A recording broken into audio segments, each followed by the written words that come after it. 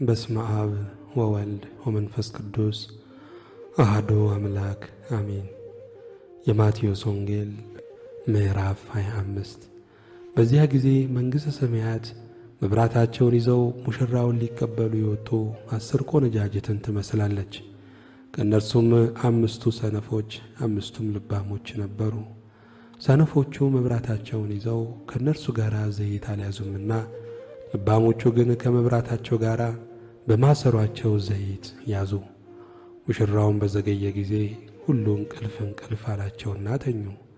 እኩለ ሌሊትም ሲሆን እነሆ ሙሽራው ይመጣል፣ ተቀበሉት ዘንድ ውጡ የሚል ሁካታ ሆነ። በዚያን ጊዜ እነዚያ ቆነጃጅት ሁሉ ተነሱና መብራታቸውን አዘጋጁ። ሰነፎቹም ልባሞቹን መብራታችን ሊጠፋብን ነው፣ ከዘይታችሁ ስጡን አሏቸው። ልባሞቹ ግን መልሰው ምናልባት ለእኛና ለእናንተ ባይበቃስ ይልቅስ ወደሚሸጡት ሄዳችሁ ለራሳችሁ ግዙ አሏቸው። ሊገዙም በሄዱ ጊዜ ሙሽራው መጣ። ተዘጋጅቶ የነበሩትም ከእርሱ ጋር ወደ ሰርግ ገቡ። ደጁም ተዘጋ። በኋላም ደግሞ የቀሩት ቆነጃጅት መጡና ጌታ ሆይ ክፈትልን አሉ። እርሱ ግን መልሶ እውነት እላችኋለሁ አላውቃችሁም አለ። ቀኒቱንና ሰዓቲቱን አታውቁምና እንግዲህ ንቁ።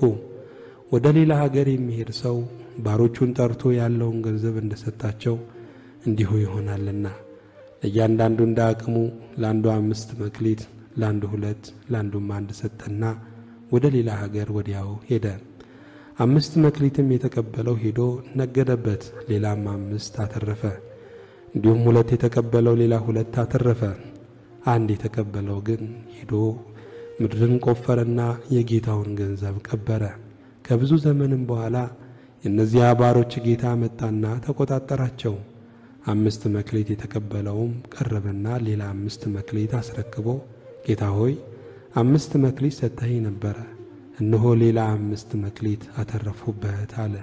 ጌታውም መልካም አንተ በጎ ታማኝ ባሪያ፣ በጥቂቱ ታምነሃል፣ በብዙ ሾመሃለሁ፣ ወደ ጌታ ደስታ ግባ አለው። 2 መክሊትም የተቀበለው ደግሞ ቀርቦ ጌታ ሆይ 2 መክሊት ሰጠኸኝ ነበር፣ እነሆ ሌላ 2 መክሊት አተረፉበት አለ።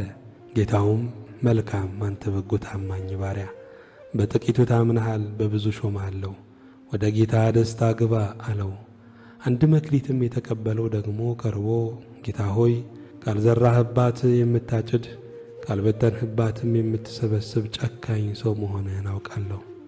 ፈራሁም፣ ሄጄም መክሊትህንም በምድር ቀበርሁት፣ እነሆ መክሊትህ አለህ አለ። ጌታውም መልሶ እንዲህ አለው፣ አንተ ክፉና ሐኬተኛ ባሪያ፣ ካልዘራሁባት እንዳጭድ ካልበተንሁባትም እንድሰበስብ ታውቃለህን? ስለዚህ ገንዘቤን ለለዋጮች አደራ ልትሰጠው በተገባህ ነበር። እኔም መጥቼ ያለኝን ከትርፉ ጋር ወስድ ነበር። ስለዚህ መክሊቱን ውሰዱበት፣ 10 መክሊትም ላለው ስጡት፣ ላለው ሁሉ ይሰጠዋልና ይበዛለትማል፣ ከሌለው ግን ያው ያለው እንኳን ይወሰድበታል። የማይጠቅመውንም ባሪያ በውጪ ወዳለው ጨለማ አውጡት፣ በዚያም ልቅሶና ጥርስ ማፏጨት ይሆናል። የሰው ልጅ በክብሩ በሚመጣ ጊዜ ከእርሱ ጋር ቅዱሳን መላእክት ሁሉ በዚያን ጊዜ በክብሩ ዙፋን ይቀመጣል። አሕዛብም ሁሉ በፊቱ ይሰበሰባሉ። እረኛም በጎቹን ከፍየሎቹ እንደሚለይ እርስ በርሳቸው ይለያቸዋል። በጎችን በቀኙ ፍየሎችንም በግራው ያቆማቸዋል። ንጉሥም በቀኙ ያሉትን እንዲህ ይላቸዋል፣ እናንተ የአባቴ ብሩካን ኑ፣ ዓለም ከተፈጠረበት ጊዜ ጀምሮ የተዘጋጀላችሁን መንግሥት ውረሱ። ተርቤ አብልታችሁኛልና፣ ተጠምቼ አጠጥታችሁኛልና፣ እንግዳ ሁኜ ተቀብላችሁኛልና፣ ታርዤ አልብሳችሁኛልና፣ ታምሜ ጠይቃችሁኛልና፣ ታስሬ ወደ እኔ መጥታችኋልና። ጻድቃንም መልሰው ይሉታል፣ ጌታ ሆይ ተርበህ አይተን መቼ አበላንህስ? ወይስ ተጠምተህ አይተን መቼ አጠጣንህ? እንግዳ ሆነህስ አይተን መቼ ተቀበልን? ወይስ ታርዘህ አይተን መቼ አለበስን? ወይስ ታመ ወይስ ታስረህ አይተን መቼ ወደ አንተ መጣን? ንጉሡም መልሶ እውነት እላችኋለሁ ከሁሉ ከሚያንሱ ከእነዚህ ወንድሞቼ ለአንዱ እንኳን ስላደረጋችሁት ለእኔ ያደረጋችሁት ይላቸዋል። በዚያን ጊዜ በግራው ያሉትን ደግሞ ይላቸዋል፣ እናንተ እርጉማን ለሰይጣንና ለመላእክቱ ወደ ተዘጋጀ ወደ ዘላለም እሳት ከኔ ሂዱ። ተርቤ አላበላችሁኝምና፣ ተጠምቼ አላጠጣችሁኝምና፣ እንግዳ ሆኜ አልተቀበላችሁኝምና፣ ታርዤ አላለበሳችሁኝምና፣ ታምሜ ታስሬም አልጠየቃችሁኝምና። እነርሱ ደግሞ ይመልሱና ጌታ ሆይ ተርበ ወይስ ተጠምተ ወይስ እንግዳ ሆነ ወይስ ታርዘ ወይስ ታመ ወይስ ታስረ መቼ አይተን አላገለገልህም ይሉታል። ያን ጊዜ እውነት እላችኋለሁ ከሁሉ ከሚያንሱ ከነዚህ ለአንዱ ስላላደረጋችሁት ለእኔ ደግሞ አላደረጋችሁትም ብሎ ይመልስላቸዋል። እነዚያም ወደ ዘላለም ቅጣት፣ ጻድቃን ግን ወደ ዘላለም ሕይወት ይሄዳሉ።